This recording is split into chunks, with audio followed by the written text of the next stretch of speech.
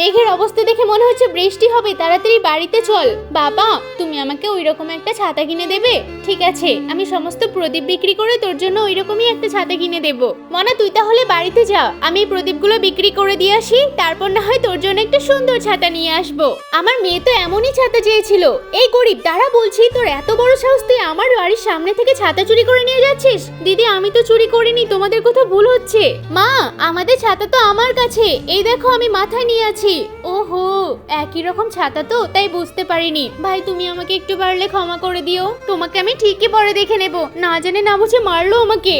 চল বাবু, ওখানে কুমোরের বাড়ি আছে, ওখানে প্রদীপ বিক্রি করে ওখান থেকে কিছুটা প্রদীপ কিনে নিয়ে আসবো। এই দাঁড়াও বলছি, তোমার এত বড় সাহস আমার বাড়ি থেকে প্রদীপ করে চুরি করে নিয়ে যাচ্ছ? আরে আমি কেন চুরি করব? তোমার মেয়েকে টাকা দিয়েছি, জিজ্ঞেস করো। বাবা, এই দেখো টাকা।